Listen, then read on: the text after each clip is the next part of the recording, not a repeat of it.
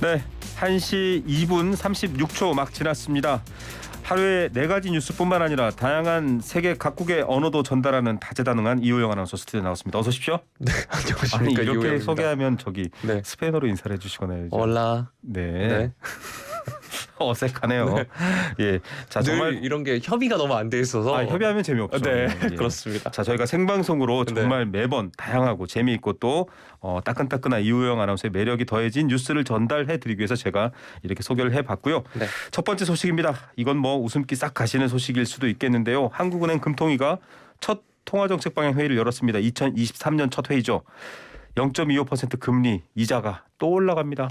네, 이창용 한국은행 총재가 오늘 한국은행 금융통합위원회를 주재를 했는데요. 오전 9시 올해 첫 통화정책 방향 회의를 열었고 현재 연 3.25%인 기준금리의 조정 여부를 결정했습니다. 기준금리를 0.25%포인트 인상하는 베이비 스텝을 밟은 건데요. 네. 물가 물가 상승률이 아직 5%대의 높은 수준인데다가 미국과의 금리 차를 고려하면 당분간 인상 기조를 유지해야 한다는 게 새해 첫 금통위의 판단인 겁니다. 네.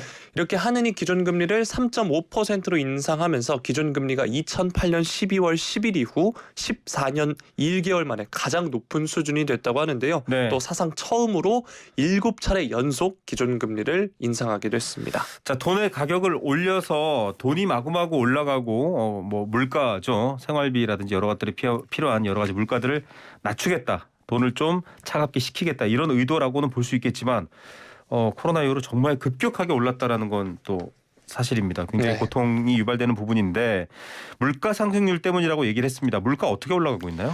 네, 한은은 올해 물가 상승률이 당분간 5% 내외의 높은 수준을 이어가다가 점차 줄어들 것이다 이렇게 전망을 했는데요. 세계 주요 국가의 통화 긴축으로 경기 침체 우려가 높아진 데다가 유가의 경우에는 러시아 우크라이나 전쟁 이전 수준으로 되돌아갔기 때문이라고 합니다. 네. 다만 전기나 가스 등 공공요금 인상은 유가 하락 효과를 제한할 수 있는 복병으로 지목했습니다. 예, 5% 내외 높은 수준이지만 점차 조금 물가는 내려갈 것이다 이렇게 얘기를 하고 있습니다. 올해 초까지는 5%대 높은 수준이라니까 일단 금리를 올려서 이걸 좀 진정시키겠다 이런 효과군요. 네, 통계청에 따르면 지난해 12월 소비자 물가가 5%로 5개월 연속 5%대 상승률을 이어가고 있다고 하는데요. 여기에 도시가스 등도 인상될 예정이라고 합니다. 또 유류세 인하폭 축소로 휘발유 가격이 오르고 있고 원달러 환율도 하락하고는 있는데 네. 국내외 불안 요인이 남아있어 또 재반등 가능성도 거론되고 있다고 하고요. 앞으로 1년간 소비자 물가 상승을 전망하는 일반인 기대 인플레이션 역시 지난달 3.8%로 6개월 만에 4%대 아래로 내려갔다고 합니다. 네. 이처럼 물가 하락 기대가 높아지고 있는데 한은의 물가 안정 목표가 2%인데 여기에는 훨씬 웃돌고 있습니다. 네, 물가가 오르면 오른 물가에 따라서 다른 요금도 오를 수 있고 인건비도 오를 수도 있고 여러 가지가 오르는 기대 인플레이션도 따라가게 되는데 자 이런 상황에서 조금 완화가 되는 기대치와는 좀 다른 것 같기도 하고요. 요즘 장 보러 가면 네. 이럴 때 가장 많이 쓰는 표현이 이런 겁니다. 정말 살 게 없네. 네. 네, 10,000원으로도 장 보기가 어려운 시대가 이미 됐고요. 금통위의 0.25% 가장 최소치를 올린 베이비 스텝이긴 하지만 미국과의 격차는 어떻습니까? 네, 미국과의 기준금리 격차가 1.25에서 1%로 좁혀진 겁니다. 네. 다만 미국 12월 물가가 14개월 만에 가장 낮은 수준을 기록하긴 했는데 이게 다음 뉴스로 준비가 돼 있거든요. 네. 이때 설명을 해드리겠지만 만약에 아직 목표인 2%를 크게 웃돌아서 2월 연방공개시장위원회 이후 격차는 재차 벌어질 공산이 현재 큰 상황입니다. 예, 결국은 우리나라 금통위도 원래는 7번인가요? 통화 정책 회의가 있는데 계속 오를 수도 있다 이런 얘기입니다. 이자는 사실 지금 빚을 낸 분들이 많기 때문에 고통이 큰데. 네, 그렇죠.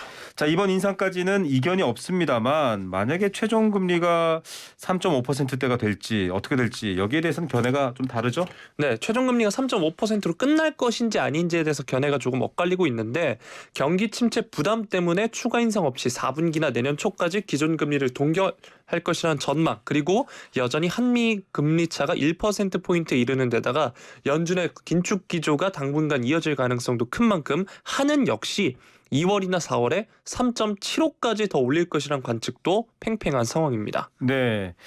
자, 두 번째 소식입니다. 관련된 소식인데요. 미국의 소비자 물가 상승률이 6%대에 그쳤습니다. 미국이 굉장히 강경한 금리 인상 기조를 이어갔기 때문에 지금 우리도 영향을 받는 건데 조금 꺾이고 있다는 소린가요? 네, 그렇습니다. 세계 경제의 향방을 보여주는 지표 중에 하나인 미국 소비자 물가가 지난해 40년 만에 최고치인 9.1%까지 오른 바 있는데 이번에는 전년 동월 대비 6개월 연속 감소하면서 6.5% 상승에 그쳤습니다. 이게 14개월 만에 최소폭이라고 하고요. 네. 전월 대비로도 0.1% 하락했는데 전월보다 하락한 것 자체가 코로나 사태 발생 직후인 2020년 5월 이후 처음이라고 합니다. 자, 식품과 에너지 같은 핵심 소비자 물가 지수 이런 것들을 제외한 또 네. 나머지 핵심 소비자 물가 지수가 있습니다. 이런 것들도 좀 상승률이 꺾였다 이런 내용이네요. 네, 마찬가지로 최저 수준이었다고 하는데요. 변동성이 높은 식품과 에너지를 제외한 핵심 소비자 물가 지수 상승률도 전년 대비 5.7% 기록하면서 2021년 12월 이후 최저 수준을 보였습니다. 특히 휘발유 가격이 급락한 것이 인플레이션 하락에 크게 기여한 것으로 드러났는데요. 휘발유는 지난 한 달 동안 9.4% 떨어졌고 1년 전과 비교해도 1.5% 하락했다고 합니다. 자, 지표들이 이렇게 변하면 미국 같은 경우는 연방공개시장위원회 FOMC가 금리 결정을 하는데 이 위원들의 점도표 있잖아요. 어떤 위원들마다 난 올려, 난 내려, 난 몇 퍼센트 이런 거를 이제 대충 보고서 어떻게 될 거다 예측을 하는 건데 그런 예측도 그렇고 좀 참고가 되면 낮아지지 않을까 기대도 있을 것 같기도 하고요. 네, 연방공개시장위원회가 오는 31일부터 2월 1일까지 열립니다. 이 연준은 0.75%포인트 금리를 인상하는 자이언트 스텝을 지난해에만 4회 연속 밟은 데 이어서 12월에는 0.5%포인트 상승으로 인상 속도를 소폭 늦췄었죠. 네. 올해 처음 열리는 이번 FOMC 회의에서는 0.5%포인트보다는 0.25%포인트 즉 우리 금통위와 같은 베이비 스텝 금리 인상안에 무게가 실리고 있습니다. 네. 오죽하면 이런 표현이 베이비 스텝, 빅 스텝, 자이언트 스텝, 울트라 스텝 뭐 이런 표현까지 나올 정도로 사람들은 이자에 민감합니다. 소비자 물가 지수 감소가 증시라든지 실물 경제는 어떤 영향을 미치고 있습니까? 네, 지난해 12월 미국의 소비자 물가 지수가 감소한 사실이 공개되자 뉴욕 증시가 일제히 상승했습니다. 현지 시간 10일 뉴욕 증권거래소에서 다우 지수가 전장보다 0.64% 상승해서 거래를 마쳤고요. 스탠더드 앤드 푸어스 500 지수도 함께 3거래일 연속 상승을 기록했습니다. 다만 이렇게 인플레이션 압력 둔화가 연준의 속도 조절로 이어질 것이라는 기대감이 이미 주가에 반영됐다는 점이 주가 상승폭을 제한했다는 분석입니다. 네. 자, 앞으로 뭐 미국 연방 FOMC가 어떻게 이자를 올릴지 또 우리나라 금통위가 거기에 따라서 어떤 대응 전략을 펼칠지 봐야 될 것 같고요. 무엇보다 빚을 내서 살고 있는 서민들 네. 부분들도 해결해야 됩니다.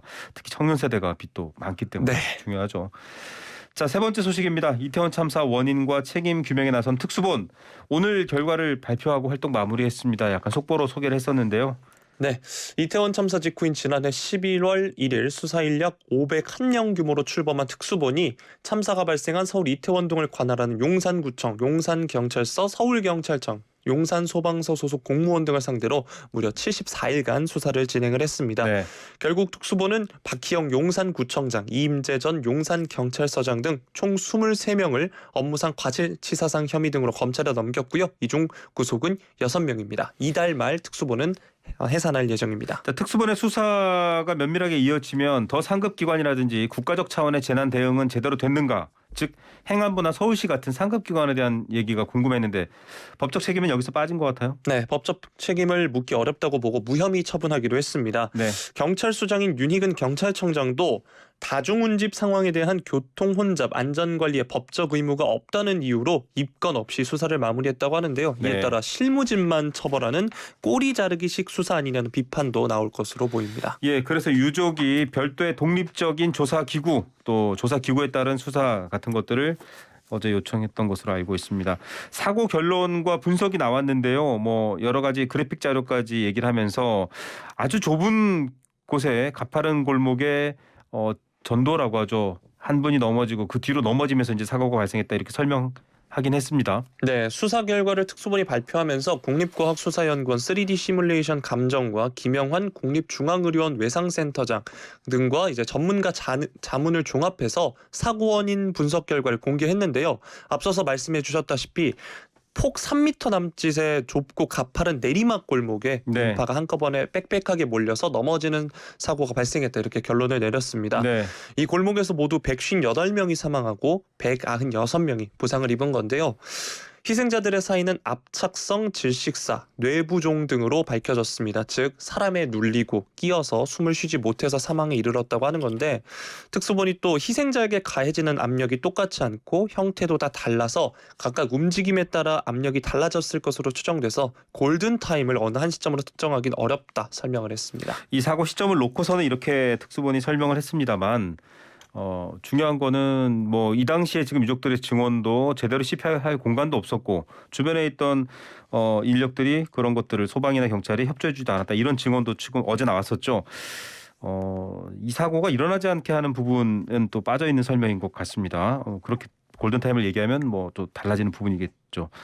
어제 국회 이태원 참사 국정조사 특별위원회가 3차 청문회 진행했는데 생존자 또 유족 지역 상인들이 아주 좀 가슴 아픈 말을 쏟아냈고 의원들도 많이 우셨어요. 네, 어제 공청회가 오후 2시부터 4시간여 동안 열렸고요. 유가족 8명, 생존자는 2명, 상인 1명 등 소방청 관계자들도 진술인으로 참석을 했습니다. 유가족들은 전반적으로 정부의 전반적인 부실 대응 그리고 생존자는 참사 이후 한덕수 국무총리, 이상민 행안부 장관의 문제성 발언과 기관 대응의 문제점을 지적하기도 했습니다. 자, 이렇게 청문회 공청회에서 직접 유족과 생존자들의 이야기를 듣다 보니 앞서도 설명해 드렸습니다만 많은 분들이 눈시울을 붉혔습니다. 네, 패션 디자이너의 꿈을 이루고자 방학 때마다 12시간씩 아르바이트를 하면서 또 이 아르바이트 월급 받는 날엔 시골 할아버지 용돈부터 챙기던 고인에 대한 사연도 있었고요. 밀리고 밀리던 인파의 약혼녀를 잃고 살아남은 예비 신랑은 죄책감에 시달리지만 죽지 않고 살아남기 위해 열심히 노력하고 있다는 말을 하기도 했습니다. 또 생존자로 참석한 김진수리는 자신에게 2차 가해는 악플보다 장관, 총리, 국회의원들의 말이었다라고 했는데요. 네. 행안부 장관의 첫 브리핑을 보면서 처음으로 무너져 내렸다 이렇게 얘기를 했고 또 스스로 세상을 등진 고등학교 생존자를 향해서 한덕수 국무총리의 발언이 문제가 됐었는데 치료와 상담을 열심히 받은 저는 매번 다시 원점으로 돌아오는 경험을 한다 이렇게 얘기하면서 참사와 같은 재난을 겪은 사람에게 개인적 극복도 중요하겠지만 진상규명만큼 큰 치유는 없다 강조했습니다. 이런 분들이 이렇게 매달리는 이유가요. 다시는 이런 일이 일어나지 않기 위해서 이런 표현 많이 쓰잖아요. 결국은 이 문제를 정확히 인지하고 개선점을 내야 된다라는 건데 어제 뭐 눈물 많이 흘렸다 제가 소개했습니다만 특위위원들이 정부 배석자들 질타도 했죠. 네. 그리고 이제 조은희 국민의힘 의원이 국정조사를 마무리해가면서 유가족들께서 그대로 방치된 느낌이다 말씀하셨는데 네. 그 말이 너무 가슴 아프다 하면서 저희도 2차 가해를 드렸다. 너무 죄송하다. 눈물을 보이기도 했고요. 네. 야당 간사인 김교흥 민주당 의원은 고인에 대한 위로와 진상규명, 책임자 처벌 최선을 다해서 하도록 하겠다는 말씀을 이 자리 빌려서 드린다 강조를 했습니다. 네. 장혜영 정의당 의원의 경우에는 정부가 여전히 자료 제출에 불성실한 태도를 보이고 있다고 비판을 했고요. 용해인 기본소득당 의원은 이태원 참사 특검 필요성을 주장하기도 했습니다. 네.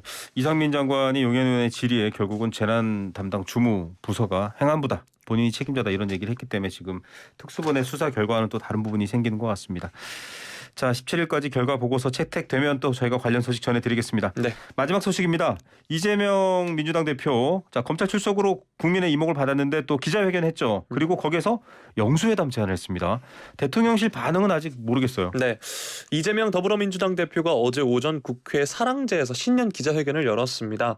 권력구조 개편을 위한 개헌을 비롯해서 다양한 메시지를 내놨는데 특히 이미 여러 차례 대통령과의 회담을 제안했고 여전히 유효하다면서 영수회담을 재차 제안했습니다. 대통령실 입장은 어떻게 나왔습니까? 대통령실 관계자는 어제 오후 용산 대통령실 브리핑룸에서 기자들과 만나서 회담은 언제나 열려 있다면서도 네. 다만 국회 상황이나 여러 재반 여건을 고려해서 판단할 문제라면서 선을 그었습니다. 알겠습니다만 뭐 이런 내용으로 요약할 수 네. 있겠고요.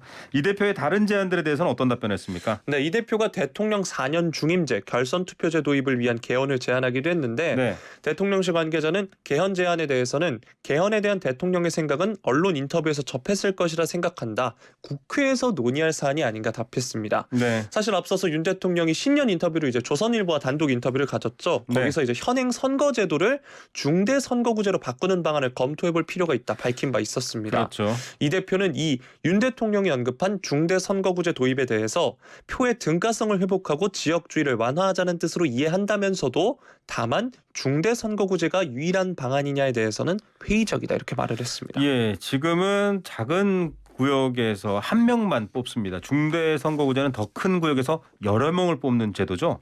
맞습니다. 중대선거구제란 한 선거구에서 2명 이상의 의원을 선출하는 방식의 선거제도인데요. 앞서서도 말씀해 주셨지만 우리나라는 비례대표를 제외하곤 지역구에서는 소선거구제를 채택해서 한 선거구에서 한 명의 의원만 선출하고 있습니다.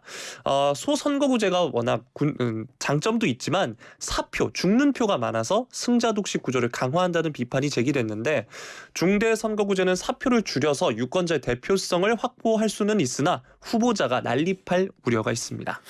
네, 자 여당 반응이 굉장히 부정적이네요. 네, 영수회담 제안에 대해서 굉장히 부정적인데요. 주호영 국민의힘 원내대표는 지금은 시기가 맞지 않는다. 본인의 사법적 문제부터 다 처리하고 나서 하는 게 맞을 것 같다 밝혔고요. 정진석 국민의힘 비대위원장은 어제 오전 취재진을 만나서 대통령과의 면담 얘기도 대통령이 범죄 피의자와 면담할 때는 아니라고 생각한다. 이렇게 얘기하면서 선을 그었습니다. 기존에 계속 얘기해왔던 이재명 대표에 대한 어떤 사법적인 의혹, 검찰 수사에 관련된 부분을 강조하는 걸로 다시 답변이 반복되고 있다 이렇게 보이는 것 같습니다. 자 역시 정말 스마트하고 똑똑한 이우영 아나운서의 4가지 뉴스 오늘도 알찬 소식들이었고요. 지금은 라디오 청취율 조사 기간입니다. 휴대전화 문자메시지 샵 0945번 50원의 유료 문자로 지금 읽어드리는 문장을 그대로 한번 보내주십시오. 저희가 이 문장 보내주시는 분들 추첨을 통해 커피 쿠폰 선물로 보내드리겠습니다. 보내주실 문장 이겁니다. 나는 이슈앤피플을 잘 듣고 있습니다. 초등학교 받아쓰기 하는 느낌이네요. 네. 저도 아이들 초등학교 받아쓰기 연습 집에서도 하는데요. 이게 나는인가요? 난인가요? 나는입니다. 네. 자 다시 읽어드리겠습니다. 나는 이슈앤피플을 잘 듣고 있습니다. 저희 중간 브릿지 보면 막 영어 중국어로 나가잖아요. 네. 자, 이 딱 15글자 휴대전화 문자 메시지 샵 0945번으로 보내주시면 저희가 추첨 통해서 커피 쿠폰 보내드리겠고요. 자, 나는 이슈앤피플을 잘 듣고 있습니다. 문자로 보내주시면 되는데요. 외국인들을 위해 안내해드리겠습니다. 스페인어로는요? 지금 여기에는 I love라고 써주셨는데 갑자기 얘기가 바뀌셨죠?